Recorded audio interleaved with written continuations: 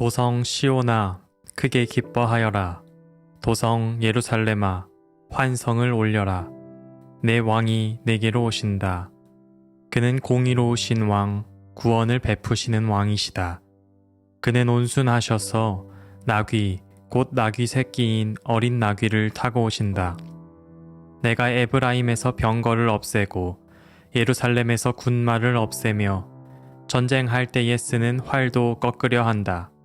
그 왕은 이방 민족들에게 평화를 선포할 것이며 그의 다스림이 이 바다에서 저 바다까지 유프라테스 강에서 땅끝까지 이를 것이다. 너에게는 특별히 너와 나 사이에 피로 맺은 언약이 있으니 사로잡힌 내 백성을 내가 물 없는 구덩이에서 건져낼 것이다.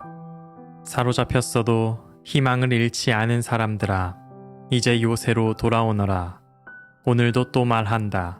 내가 내게 2배로 갚아주겠다. 스가랴서 9장 9절에서 12절 말씀. 우리는 늘 싸우며 살아갑니다. 회사에서는 경쟁하느라 서로를 경계하고 관계에서는 오해와 불신이 벽을 만듭니다.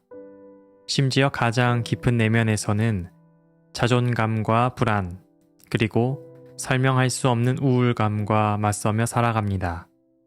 말하자면 우리는 늘 무기를 든 채 살아가는 사람들입니다. 때로는 아무 일도 일어나지 않은 날에도 마음이 쉽게 놓이지 않습니다. 밤이 깊어도 몸은 이완되지 않고 마음은 여전히 방어 태세를 풀지 못한 채 하루를 마칩니다. 이렇듯 현대인의 삶은 전투적입니다.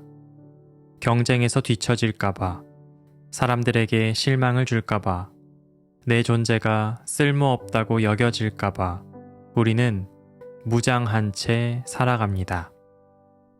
그러나 그 무장은 우리를 더 단단하게 만들기보다는 안쪽에서부터 서서히 피폐하게 만들어 갑니다. 이런 시대, 이런 삶 한가운데에서 살고 있는 우리에게 스가랴서 9장은 참 다른 세계를 소개해 줍니다. 10절입니다. 내가 에브라임에서 병거를 없애고 예루살렘에서 군마를 없애며 전쟁할 때에 쓰는 활도 꺾으려 한다. 그 왕은 이방 민족들에게 평화를 선포할 것이다. 놀랍게도 하나님은 싸움의 도구들을 하나씩 해체하겠다고 선언하십니다. 하나님의 나라는 병거와 군마와 활이 아니라 평화로 구성된 세계이기 때문입니다. 스가랴는 외칩니다. 도성 시온아 크게 기뻐하여라.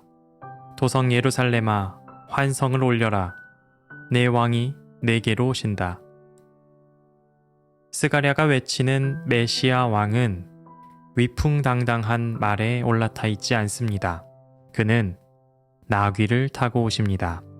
그것도 의도적으로 어린 나귀를 타고 옵니다. 고대 세계에서 말은 힘의 상징이었습니다. 말 위에 올라탄 이는 전쟁의 주인공이자 승리자의 표상이었습니다. 그러나 하나님이 말씀하시는 이 땅의 진정한 메시아는 그런 모습이 아닙니다. 하나님이 보내시는 메시아는 느리고 연약하고 위협에 쉽게 노출되는 나귀를 타고 이 땅에 오십니다. 이것은 우연이 아닙니다. 하나님 나라는 처음부터 끝까지 힘의 언어를 거부합니다. 경쟁이 아니라 돌봄으로, 지배가 아니라 평화로 이루어진 세계입니다. 하나님이 보내신 왕은 우리에게 강해지라고 명령하는 분이 아니라 너의 무기를 내려놓아도 괜찮다고 말하는 분입니다.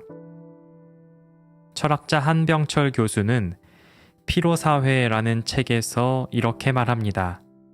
현대인은 자기 자신과 싸우는 전쟁 상태에 있다. 타자와 겨루는 것이 아닙니다. 사람들은 이제 자기 자신과의 경쟁 속에서 스스로를 착취하고 그 안에서 점점 소진되어 갑니다. 하나님은 오늘 우리에게 이 구조에서 빠져나오라고 말씀하십니다. 에브라임에서 병거를 없애고 예루살렘에서 군마를 없애며 전쟁할 때 쓰는 활을 꺾겠다는 하나님의 말씀은 삶의 작동 원리를 근본적으로 해체하겠다는 예언입니다. 이제 더 이상 우리는 상대를 위협으로 간주하지 않아도 됩니다. 더 이상 우리를 지키기 위해 먼저 공격하지 않아도 됩니다. 더 이상 뒤처지지 않기 위해 비교와 경쟁으로 무장하지 않아도 됩니다. 현대사회의 무기는 칼이 아닙니다. 성과, 능력, 비교, 자기 방어입니다. 우리가 매일 들고 다니는 이 보이지 않는 무기들이 우리를 날카롭게 만들고 또 지치게 만듭니다. 그런데 하나님은 오늘 우리의 병거를 없애고 말들을 치우고 활을 꺾어버리겠다고 하십니다. 이제는 싸우지 않아도 된다고, 내가 너를 건져낼 것이라고 말씀하십니다.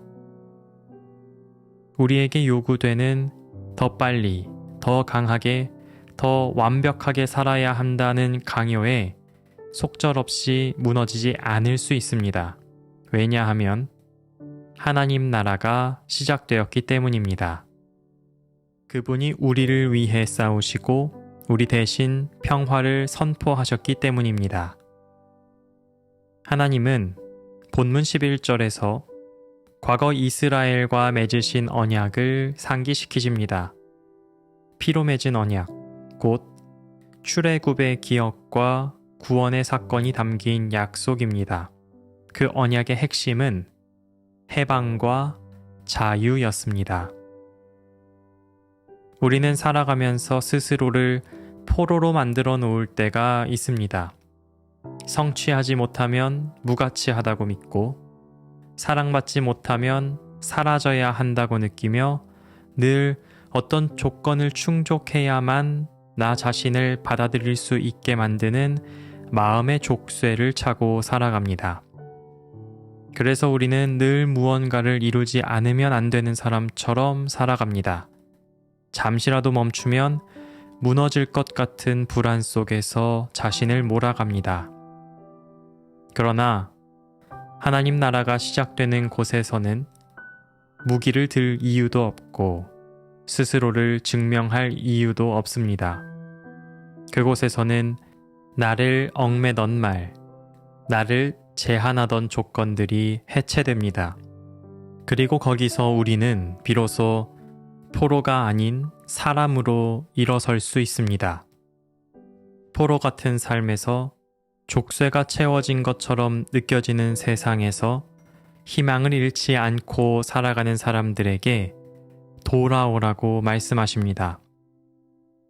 모든 상황이 해결되고 모든 억압이 사라졌을 때가 아니라 아직도 포로 상태에 있는 자들에게, 그러나 희망을 품고 있는 자들에게 하나님은 말씀하십니다. 돌아오너라. 이 돌아오라는 말은 무장한 삶에서 무기 너머의 삶으로 이동, 전쟁의 언어에서 평화의 언어로 마음을 전환하는 것을 뜻합니다. 하나님은 오늘 우리가 어떤 상황에 있든 그 상황이 아직 끝나지 않았더라도 희망을 잃지 않은 사람들을 부르고 계십니다. 그 자리에 그대로 있지 말고 돌아오라. 나의 평화 안으로 들어오라. 성경은 희망이 있는 자가 아닌 희망을 품은 자를 부릅니다. 희망이 현실이 되지 않아도 품을 수 있는 사람, 그 절망의 한가운데서도 다른 삶을 상상할 수 있는 사람, 하나님의 목소리에 귀 기울일 수 있는 사람을 부르십니다. 우리는 여전히 싸우고 있습니다. 누군가는 외로움과, 누군가는 불안과, 누군가는 삶의 무게와 싸우고 있습니다. 보이지 않는 무기를 들고 단단히 무장한 채 살아가는 우리에게 하나님은 이제 무기를 내려놓으라고 말씀하십니다. 너를 증명하려 하지 않아도 된다. 나를 향해 자신을 방어하지 않아도 된다. 나는 너를 사랑하기 위해 오는 왕이다. 너는 더 이상 전쟁의 병사가 아니라 평화를 누릴 시민이다. 무기를 버린 삶은 경쟁을 포기한 삶이 아닙니다. 무기를 버린 삶은 더 깊은 용기를 선택하는 삶입니다. 자기를 드러내는 삶이 아니라 자기를 맡기는 삶.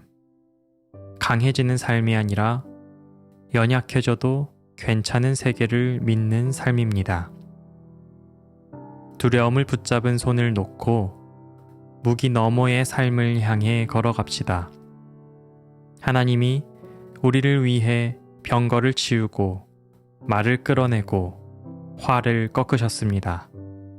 그러니 이제 우리도 스스로를 해방시켜야 합니다. 오늘 그 왕의 부름에 응답합시다. 그리고 하나님의 평화 안으로 돌아갑시다.